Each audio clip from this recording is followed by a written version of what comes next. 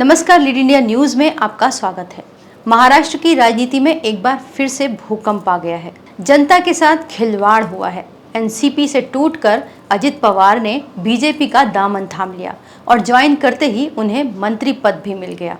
अजित पवार यानी कि एनसीपी राष्ट्रवादी कांग्रेस का एक बड़ा नाम थे। शरद पवार के बाद उन्हें ही एनसीपी के मुखिया के तौर पर देखा जा रहा था, लेकिन शरद पवार ने भतीजे अजित पवार के बजाय अपनी बेटी सुप्रिया सुले की ताजपोशी की। इससे अजित पवार और उनके समर्थक नाराज हो गए। बाहर तो कुछ जाहिर नहीं होने दिया, लेकिन अंदर ही अंदर कुछ खेल हो गया। महाराष्ट्र एक बार फिर से वही दृश्य देखने जा रहा है जिसमें पार्टी बनाने वालों के हाथ से उनके कार्यकर्ता पार्टी के सिंबल छीन कर ले गए। उद्धव ठाकरे वाली शिवसेना के बाद अब एनसीपी यानी कि राष्ट्रवादी कांग्रेस पार्टी की बारी है। सत्ता के लिए और निजी नाराजगी के चलते बड़े नेता किस तरह अपनी निष्ठा बदल लेते हैं, इसका उदाहरण महाराष्ट्र से बढ़कर और कहां मिलेगा। चर्चा ये भी है कि भ्रष्टाचार के आरोपों में जब ईडी की कार्रवाई होती है तो उसके बाद आरोपियों का आखिरी डेस्टिनेशन भाजपा ही होता है।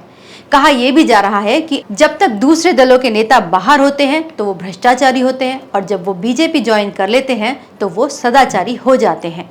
पीएम मोदी की 27 जून की वो स्पीच भी खूब चर्चा में है, जिसमें उन्होंने एनसीपी पर भ्रष्टाचार के आरोप लगाए थे। लेकिन रविवार को बड़ा पॉलिटिकल उलटफेर करते हुए अजित पवार ने भाजपा ज्वाइन की और दोपहर 2:30 बजते बजते उन्होंने शिवसेना की एकनाथ शिंदे वाली पार्टी की सरकार में डिप्टी सीएम पद की शपथ भी ले ली। इधर शिंदे को छोड़कर उन बाकी शिव सैनिकों का मुंह फूल गया जो 1 साल पहले शिवसेना को तोड़कर भाजपा में आए थे, लेकिन साल बीत जाने के बाद भी ना तो उन्हें मंत्रिमंडल में जगह मिली, ना ही उन्हें कोई पद मिला। उनका जलना स्वाभाविक भी है, क्योंकि शिंदे गुट जिसने शिवसेना तोड़ी और पार्टी का सिंबल तीर कमान तक उनके हाथों से छीन लिया, उनके हाथ अब तक कुछ नहीं लगा। केवल शिंदे मुख्यमंत्री बने और एकनाथ शिंदे की क्या हालत होगी आप सोचिए जरा। जिन अजित पवार से नाराज होकर उन्होंने शिवसेना तोड़ी, अब वो फिर उनकी सरकार में डिप्टी सीएम बन गए। 2019 में महाराष्ट्र में सरकार बनाने के लिए क्षेत्रीय राजनीतिक दलों ने एक साथ आकर महाविकास अघाड़ी मोर्चा बनाया था और अजित पवार उसमें भी डिप्टी सीएम थे। बीते 13 सालों में अजित पवार को 5वीं बार डिप्टी सीएम का पद मिला है। अजित के साथ छगन भुजबल, दिलीप वलसे पाटिल, धनंजय मुंडे, अनिल पाटिल, धर्मराव अतराम, संजय वनसोडे, अदिति तटकरे और हसन मुशर्रफ ने भी मंत्रिमंडल में शपथ ली। आप जानते ही होंगे कि हसन मुशर्रफ वही हैं जिन्होंने बीते कुछ ही दिनों पहले अल्पसंख्यकों के खिलाफ हो रहे अपराधों को लेकर भाजपा सरकार के खिलाफ एक भारी मोर्चा निकाला था और केंद्र सरकार का जमकर विरोध किया था। नेताओं के इतने जल्दी स्टैंड बदलने से जनता सख्ते में है। जनता को लगता था बीजेपी बड़ी सख्त है। खबर आई थी कि जो भी केंद्रीय कर्मचारी काम में लापरवाही दिखाएगा या गलती करेगा, उसकी पेंशन और ग्रेच्युटी बंद कर दी जाएगी। लेकिन सत्ताधीशों को क्या कहेंगे?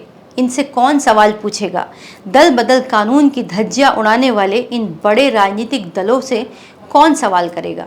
हमारे देश में दल बदल कानून लागू है। यह 18 मार्च 1985 को लागू हुआ था। इसके मुताबिक अगर कोई दल किसी दूसरे दल में विलय करना चाहता है तो कम से कम 2/3 विधायक विलय के पक्ष में होने चाहिए। पूर्व एनसीपी नेता अजित पवार ने दावा किया था कि उनके पास 40 विधायकों का समर्थन है। हालांकि अभी ये नाम सामने नहीं आए हैं। हमारे देश में दोहरे कानून हैं, एक आम आदमी के लिए और दूसरा खास आदमियों के लिए। भ्रष्टाचारी क्रिमिनल भी अगर एक बार जनप्रतिनिधि बन जाता है तो चाहे वो एक ही दिन के लिए जनप्रतिनिधि बना हो, उसकी पेंशन मिलना तय हो जाता है।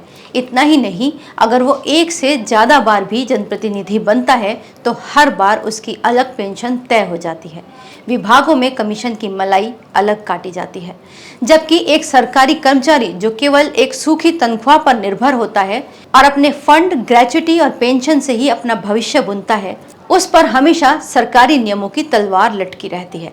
भारत के प्रधानमंत्री नरेंद्र मोदी को इस सवाल का जवाब देना ही चाहिए कि अगर जनता गलती करे तो कड़ी सजा, सरकारी कर्मचारी गलती करे तो पेंशन बंद, और जब खुद जनसेवक अपने स्वार्थों के लिए निष्ठा बदले कानून का उल्लंघन करें तो उन्हें सम्मान और मंत्री पद आखिर क्यों मिलना चाहिए।